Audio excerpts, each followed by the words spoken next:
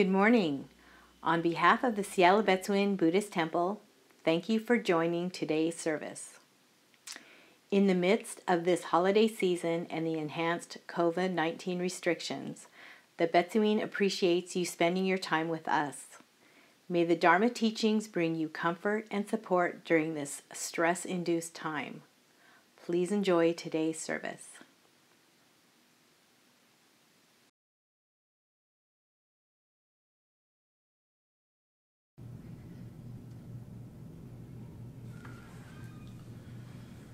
Namo Amida Butsu, Namo Amida Butsu, Namo Amida Butsu, Namo Amida Butsu, Namanda, Namanda, Namanda.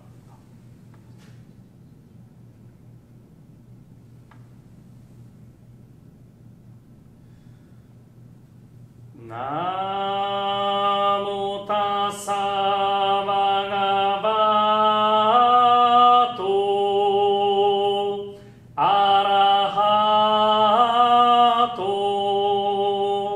Samma Sambuddhassa.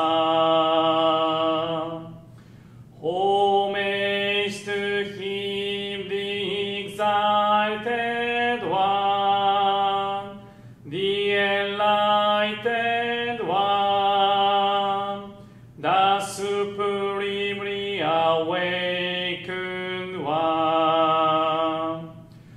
Buddhaṃ saranam gacchāmi, Dhammaṃ saranam gacchāmi, Sanghaṃ saranam gacchāmi. Namo Kiye Butsu, Namo Kiye Ho,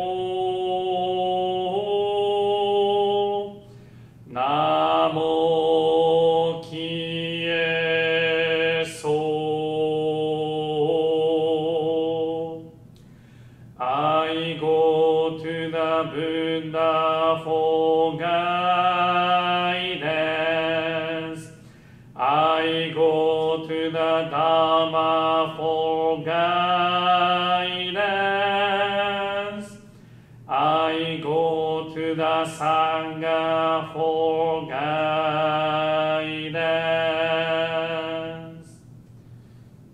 Namo Amida Butsu.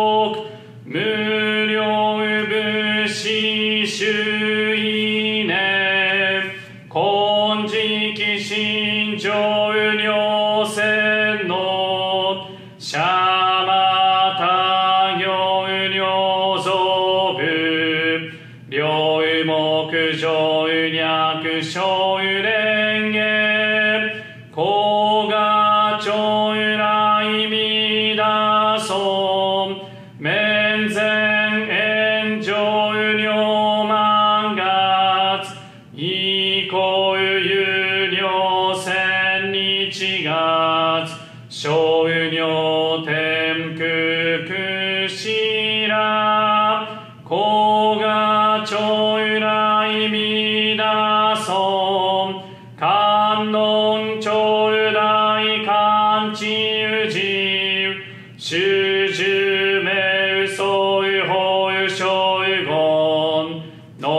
ぶくけどうまけうまこがちょうらいみだそんむびむくこうしょうじょうしゅとくけうけんよこくしょうさりやくとくじざいこがちょうらいみだそんじぽうびょうもんぼさしゅ無料しょうまじょうさんだんいしょうしゅじょうがりきじこがちょうらいみだそんこんたいほうけんちしょうけ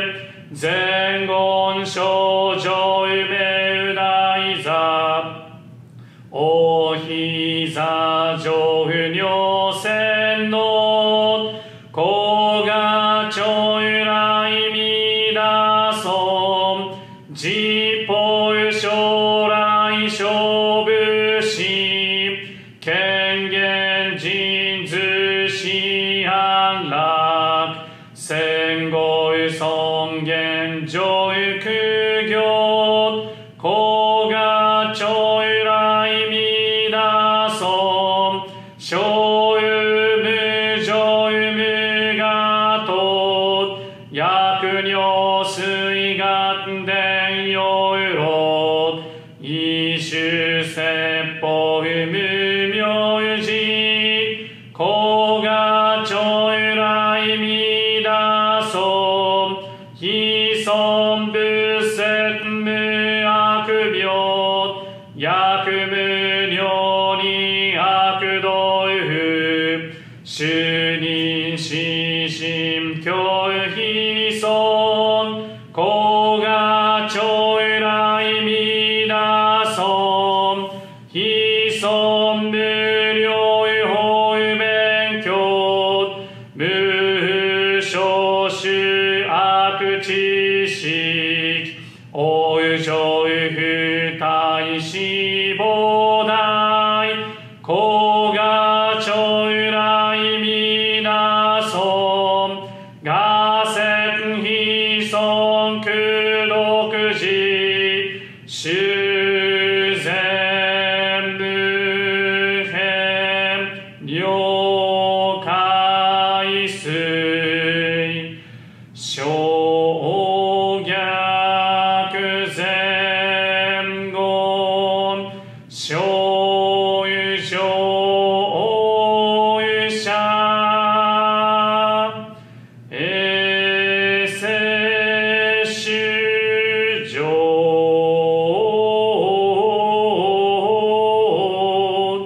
小非公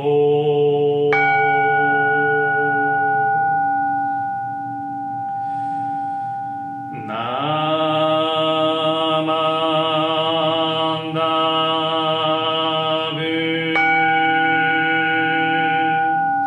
ナマンダブナマンダブナマンダブナマンダブナマンダブ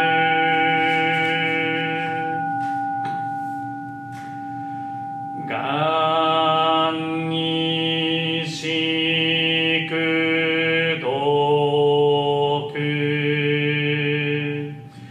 病道生災道法菩提心おゆじょうあ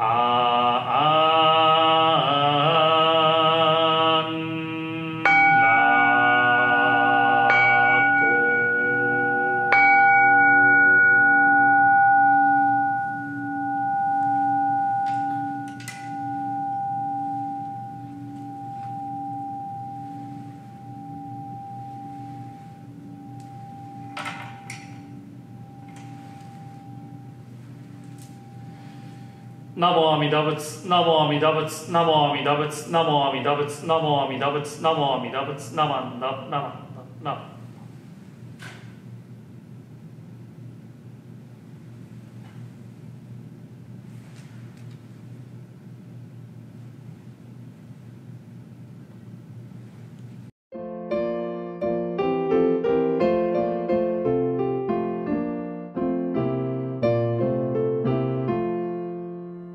Each week we come to Dharma school. We gasho and say Nembutsu. With grateful hearts and minds we say Namo Amida Butsu. Each day we wake in gratitude. That is the life of Nembutsu. With grateful hearts and minds we say Namo Amida Butsu. Each night we sleep in harmony, for all the world is one with me. With grateful hearts and minds we say Namo Amida Butsu.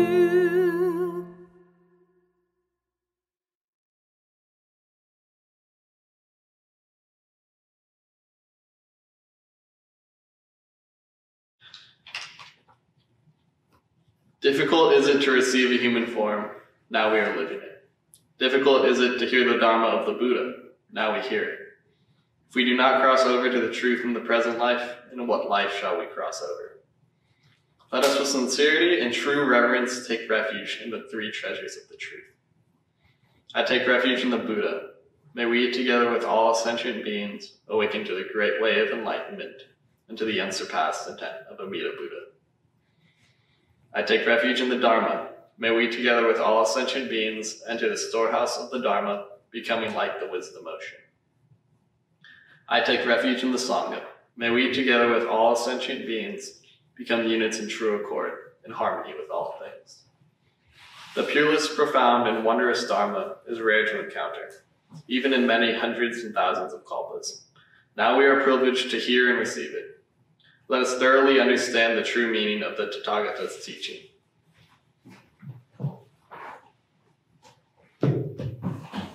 Namo Amida Butsu, Namo Amida Butsu, Namo Amida Butsu.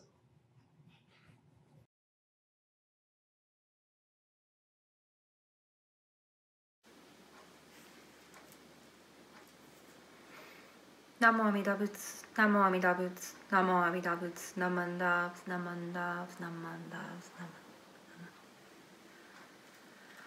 Good morning, everyone. I hope you had a happy Thanksgiving. My family and I had a happy one via Zoom. We did the social distance Thanksgiving, so we're staying safe and healthy, and so we had a lot to be thankful for. One of the things that I am very thankful for is I finally completed the Jodo Shinshu correspondence course. I would like to explain about that correspondence course a little bit. It's available to any member. You can sign online through the BCA. And when you're training to be a minister's assistant going for Tokudo, it is a necessary step to take. I had asked to take it before I was asked to be an MA, and the waiting list was extensive, at least 2 years or more. So if you're interested, you should sign up now. It's not an inexpensive course. It's $350 per semester, but it's only 2 semesters, and it's so worth it. It's just a treasure trove of historical information and detail, all the way from the birth of Buddhism and all the ones that led the formation up to Jodo Shinshu, and that's all the 2nd semester. It's really fascinating, and it's so worth it. So learning something new every month for those 2 semesters made it my own little unique journey of Dharma, and just knowing that with the course itself for knowledge was one thing, but getting more Dharma through experience was more like an added bonus. It was a cherry on top. So every month, the beginning of the month, I would start the reading, and I would let that month long be the theme of my Dharma that I would take in. And I was better able to absorb the course this way and retain it. Although I found both semesters of the course highly informative and wonderful to learn, I certainly felt more interconnected this year with this semester due to the circumstances from Jodo Shinshu's beginnings and our current day climate.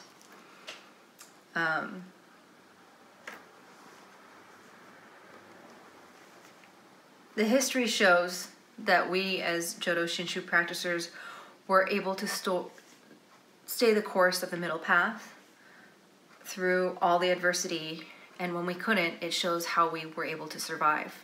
And I found that very applicable, especially from March to now.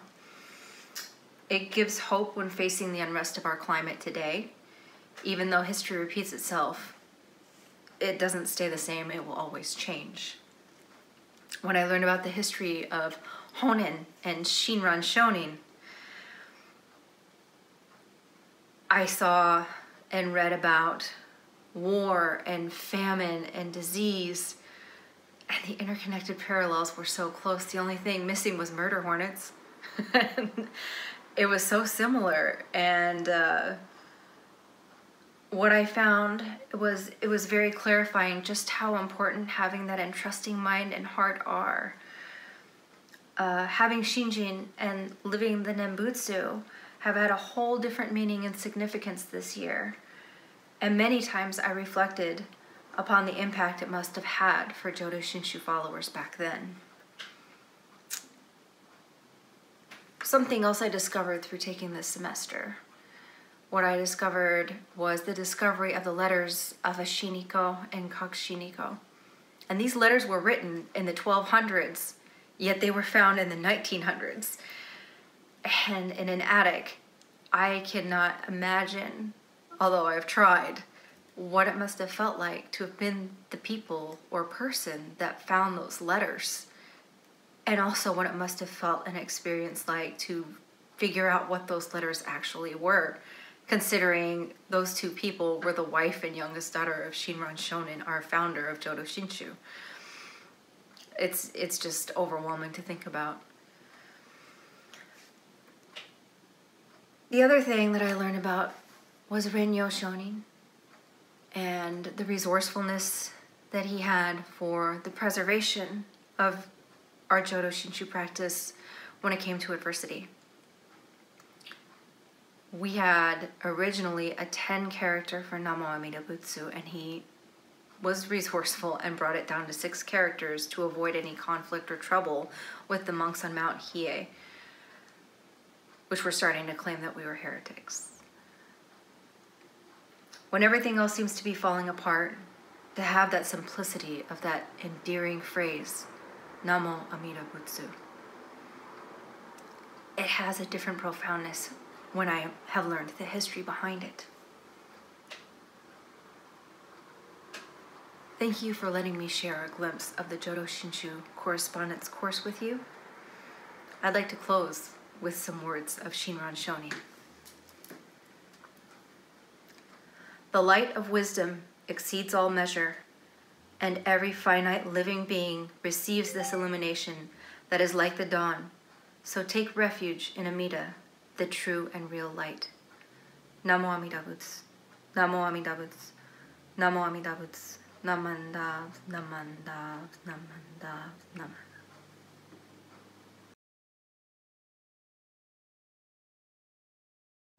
Good morning, everyone. Please join me in Gassho from words from the collected works of Shinran, Hymns of the Pure Land. The light of purity is without compare. When a person encounters this light, all bonds of karma fall away. So take refuge in Amida, the ultimate shelter. Namo Amida Butsu, Namo Amida Butsu, Namo Amida Butsu, Namanda, Namanda, Namanda. Good morning, everyone, and thank you for joining us for our Sunday service this morning. I hope everyone had a nice Thanksgiving holiday and are continuing to stay safe and healthy as we continue social distancing and wearing masks. My name is Alex Sakamoto, and I just returned home from Washington State University. I'm in my 4th year now, my senior year, and I'm studying business marketing. Classes this year definitely look a lot different, as I'm sure everything has changed during the pandemic. 8-hour days in front of the computer are starting to get a little draining, and I'm sure all of us can agree that Zoom fatigue is a real thing. As we continue to quarantine and avoid social gatherings, my roommates at college, we started watching different Netflix documentaries and series to stay busy. A few weeks ago, we started watching The Playbook, A Coach's Rule for Life. Each episode follows a different coach, and these coaches vary whether it's professional, collegiate, athletics, or even internationally, following different international leagues. And they follow each coach and kind of learn about their coaching philosophy and what led them to success in their careers. But one episode in particular caught my attention, and this episode followed Doc Rivers and his coaching career. Doc Rivers is an NBA coach who currently coaches the Philadelphia 76ers, and he's also had an extensive coaching career, having coached the Orlando Magic, the Boston Celtics, the LA Clippers, and now the 76ers.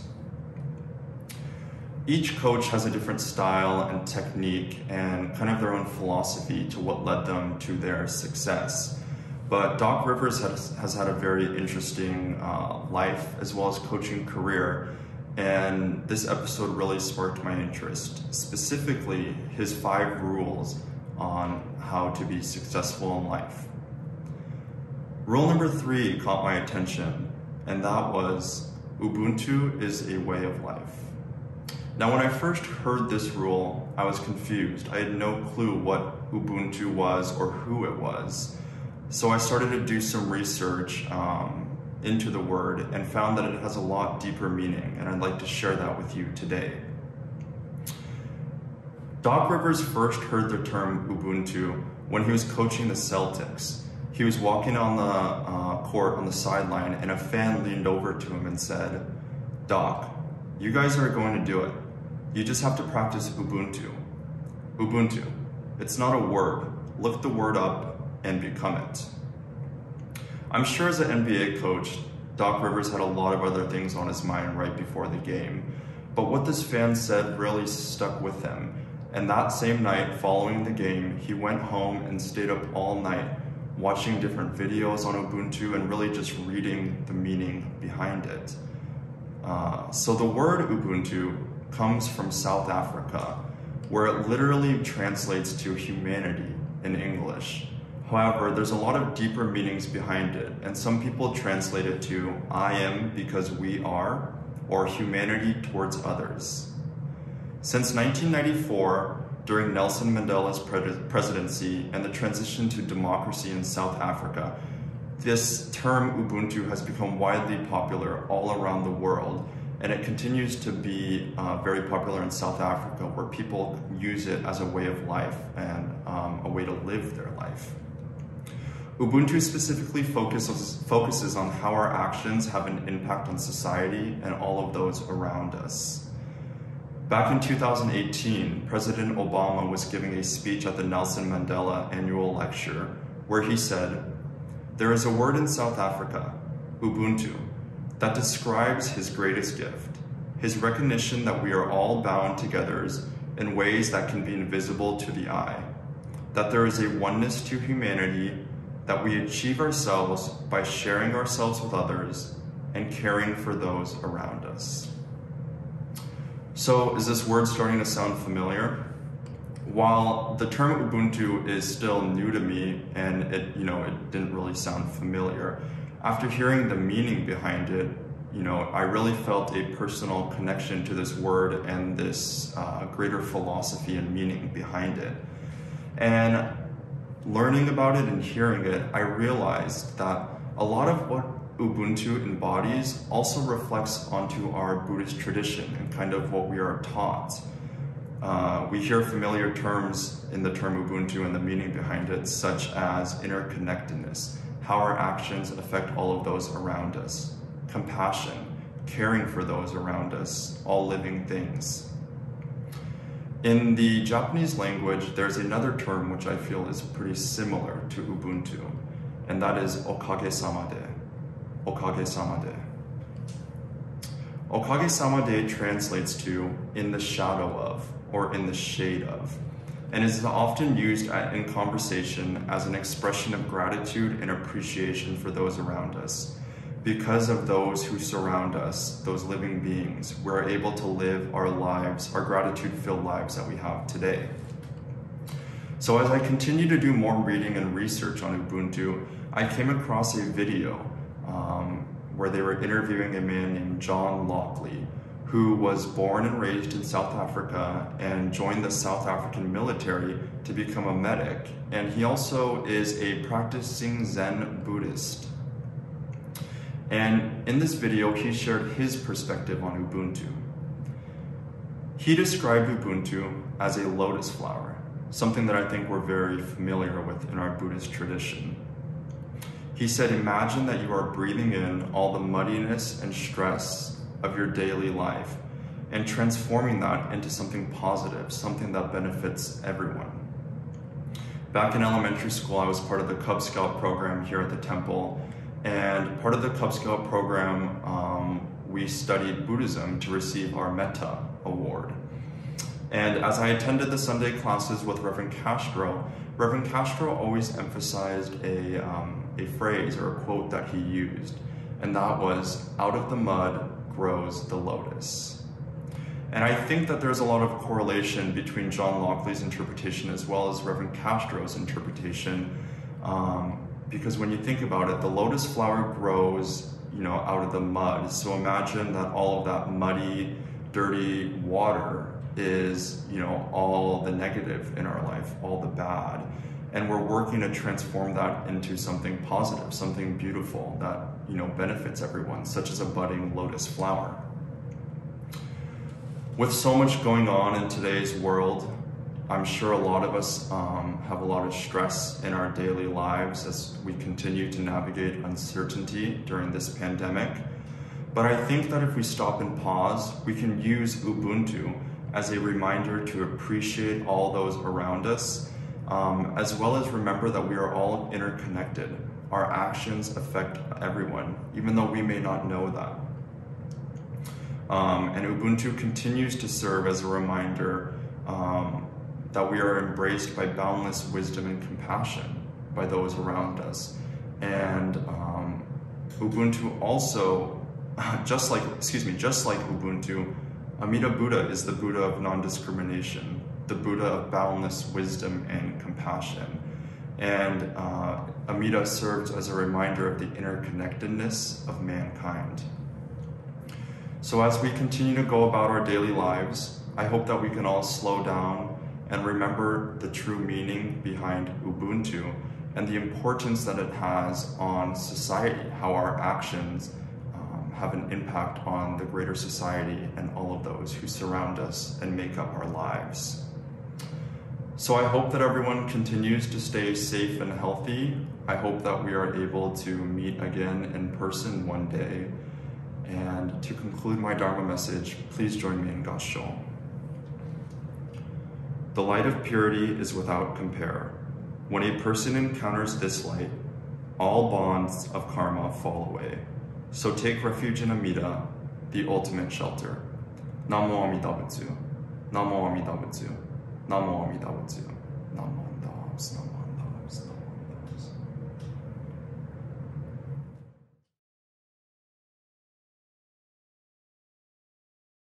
Please join me in a reading of Our Pledge.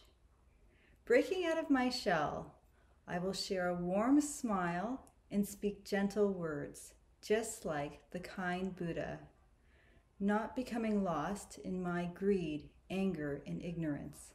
I shall think and act with an open mind, just like the calm and peaceful Buddha.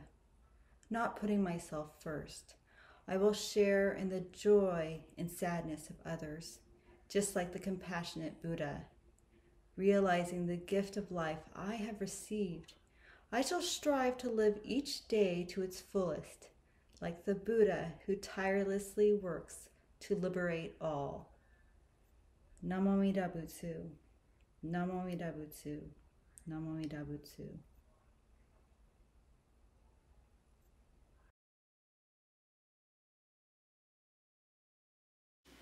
The Seattle Betsuin is grateful for your participation in today's service. Please stay tuned for the Japanese language service featuring Reverend Yoshimichi Ouchi from the Toronto Buddhist Church.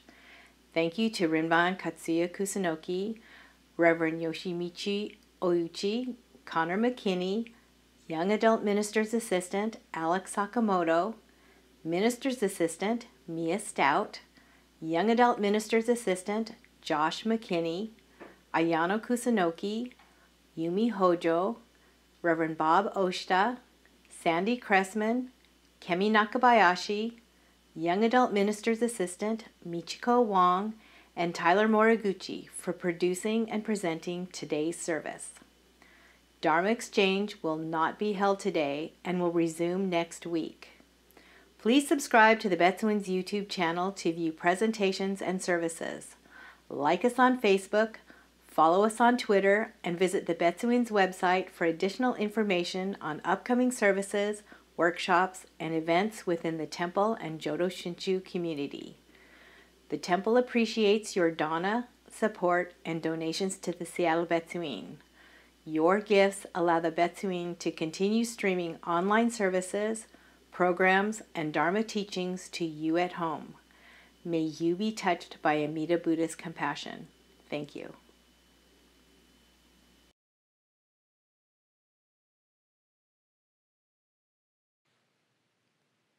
Namman Dabut, Naman Dabut, Namman Dabut, Naman Dabut, Naman Dabut, Naman.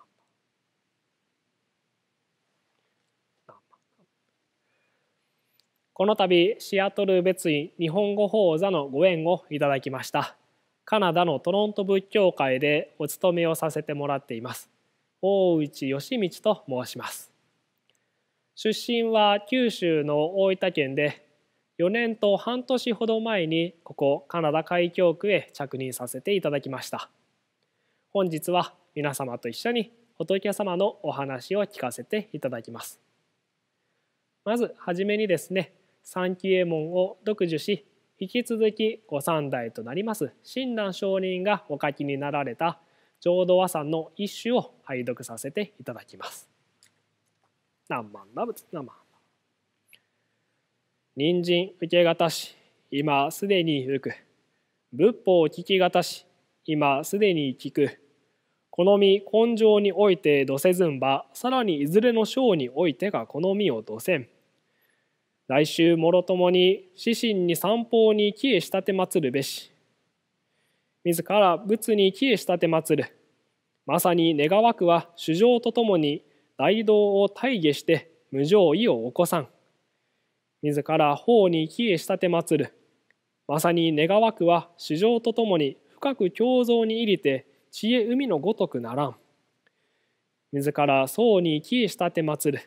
まさに願わくは主情とともに大衆を通りして一切無下ならん。無常人人未明の方は百千万号にも相追うことがたし。我今検問し従事することを得たり。願わくは如来の真実義を下したてまつらん。何万打仏何万打仏何万打何万。引き続き浄土和算の一首を拝読させていただきます。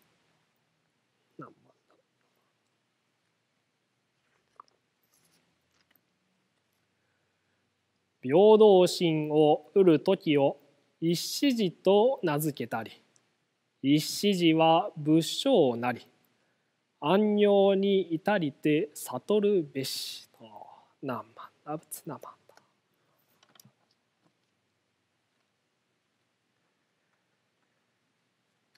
改めましておはようございます。ただいまいただきましたご和賛には一子寺という言葉が2度出てきます。この一子寺、菩薩様の境地であらゆる人を平等に見る心を得ることと言います。そしてすべての衆生を一人の子として慈しみ悲しむ心を持つことから一子寺と言われております。またこの一子寺には仏になる性質という意味もあり、仏性と同じものになります。阿弥陀如来より信心を承る私たち念仏者は、阿弥陀如来の浄土に往生すると直ちにこの一子寺と言われる慈悲の心を得るのだと親鸞上人はこのご和賛の中でしたためられました。決して誰一人として逃すことなく、私もあなたも阿弥陀如来の一人の子としてそのお慈悲に包まれながらこの手を合わさせてもらっている。そう思うと拝読するたびになんとも温かなご和賛やなぁと感じさせていただいてます。さて、ここカナダもコロナウイルスの影響を強く受けております。今まで自由にできていたことに制限が設けられ、少しばかし不便に思われることもさまざまなところで見受けられます。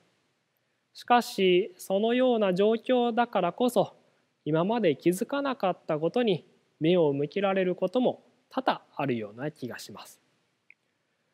トロント仏教会でもですね、今まで当たり前のようにできていた寺院での行事や習慣を大きく変えていかなければなりませんでした。また政府からのお達しが出るたびにコロナ対策への対応をしていかなければいまだになりませんね。そのような中で混乱されるご門徒さんもおられるやろうなと心配していたのですが、ご門徒方からはですね、先生これも諸行無常やねとか、大変やけど頑張ってねと微笑みかけてくれるご門徒さんもいらっしゃって大変心強かったです。それでもですね、私個人として変えなければならなかった習慣で最も寂しく思えたのが法要後のお茶会でした。今トロント仏教会では参拝される方の人数制限をかけて日曜法座を行っております。しかしその法要後のお茶会はコロナ対策のためなくなってしまいました。今まで当たり前のようにしていたお茶会、コーヒーやクッキー、誰かが握ってくれたおにぎりなどを口にしながら小1時間ほど井戸端会議をする。そのような時間の中でよく耳にするのは、私の知らない日系の歴史のことや日常生活のちょっとした悩み事、そしてごくまれにですね、歴代開教師のゴシップ話とかですね。それらの会話というのは一見仏様の教えとは程遠い内容のように思えます。しかし仕事が終わって帰りの車の中で運転しているとですね、ふとその日の井戸端会議の内容を思い出す。そうすると、なんとも味わい深いお話を聞かせてもらっていたな、何万ダブ何万ダブと思うことが多々あったような気がします。つまりどういうことかと申しますと、お茶会などのご門徒さんとの何気ないやり取りや会話を通して、この私自身が大変多くのお育てに預かっていたということです。このお育てに預かるとは、この手を合わせ念仏を申す身に仕上げてくれるということです。さて、私たちがこの手を合わせる時というのは一体どのような時でしょうか。中にはお願い事をする時にその手を合わせる人もいるかもしれません。また嬉しい時や悲しい時、寂しい時にその手を合わせている方もおられるでしょう。そしてよくわからんけどもなんとなくこの手を合わせたくなるという人もいらっしゃるのではないでしょうか。私自身もですね、つい先日自然とこの手が合わさっていくそのような出来事がありました。それはある雑誌で金子みすずさんの「寂しい時」という歌を読んだ時のことでした。金子みすずさんは浄土真宗のご門徒さんであったようです。26歳にして往生されましたが、500以上もの歌を残されていかれました。その中には仏様のことを書かれた詩も数多く存在します。寂しい時という歌もそのうちの一つです。少し読ませていただきます。私が寂しい時によその人は知らないの。私が寂しい時にお友達は笑うの。私が寂しい時にお母さんは優しいの。私が寂しい時に仏様は寂しいの。たった4行で書かれたものではありますが、寂しくも何とも温かい気持ちにさせてくれる歌です。この歌を読んだ時にふと思い出した記憶がありました。それは私が小学校4年生だった時のことです。当時の私は仲良しだったはずの友人だからいじめにあっておりました。ある日下校時間になるとですね、私のランドセルだけが知らないうちになくなっている。周りを見渡しても誰も気に留めることなくみんな知らんふりをするんです。教室のどこにもないので校庭まで探してみると、グラウンドの端っこで砂ぼこりにまみれた私のランドセルがポツンと捨てられてある。それを拾って砂ぼこりを払いながら家まで帰る道筋というのはですね、なんとも情けなく、なんとも惨めで、なんとも寂しいものでした。そして家に帰ると母親がいつものように「今日の学校は楽しかったか?」と聞いてくるわけです。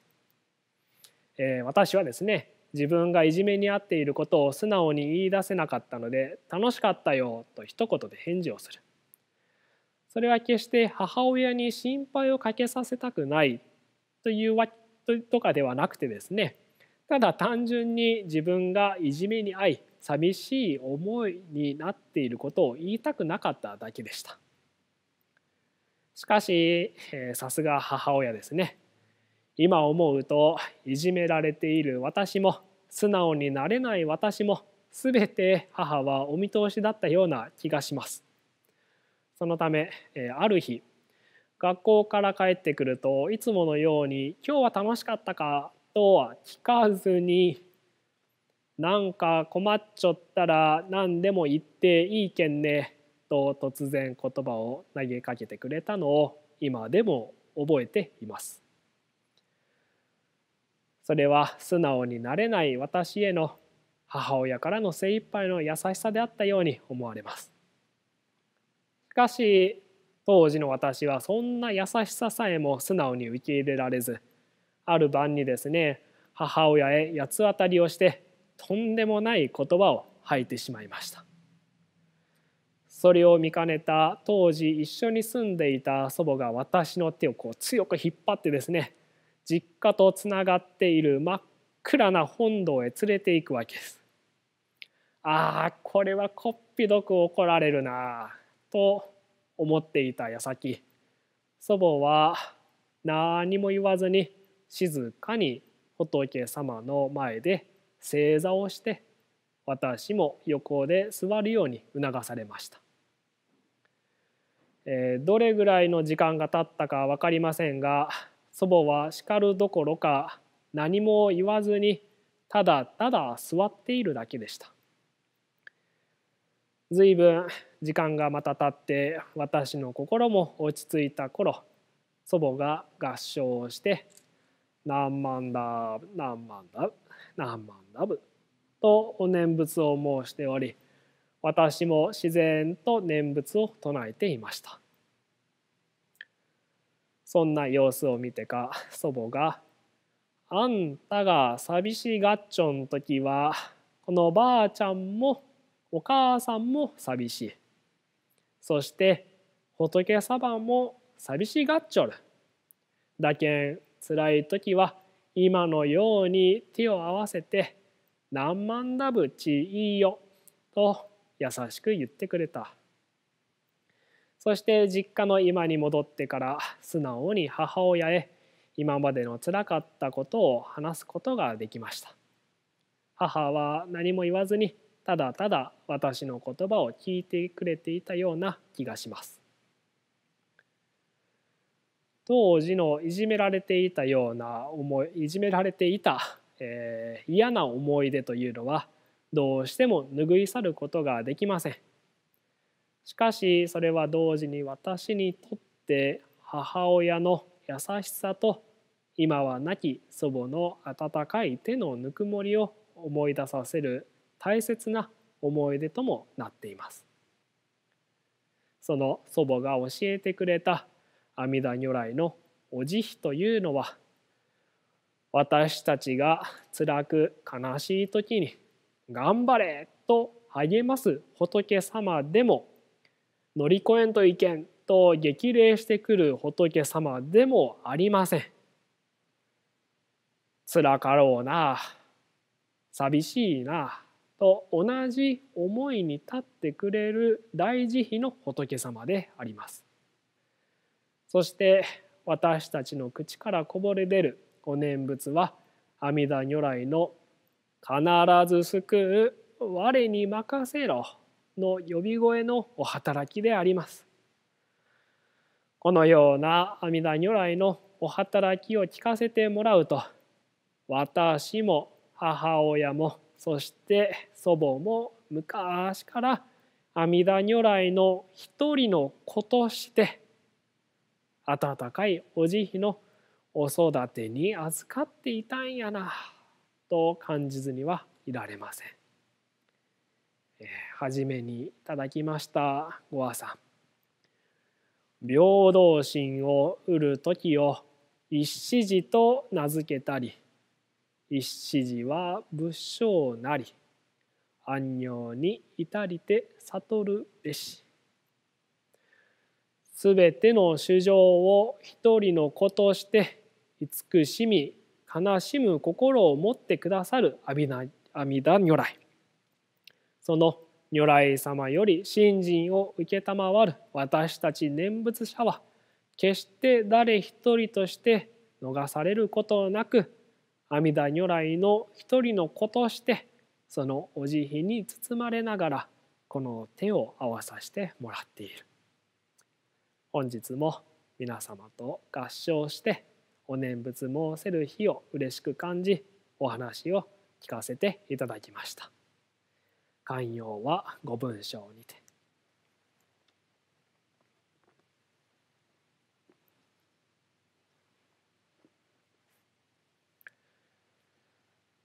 上人一流のご関係の趣は、信心のもって本とせられ候。そのゆえはもろもろの造業を投げ捨てて、一心に皆に奇妙すれば、不可思議の眼力として仏の方より往生は事情せしめたも。そのくらいを一年発起入賞上始終とも釈し、その上の称名念仏陀如来我が往生を定めたまいし。ご恩法人の念仏と心べきなり。あなかしこあなかしこ。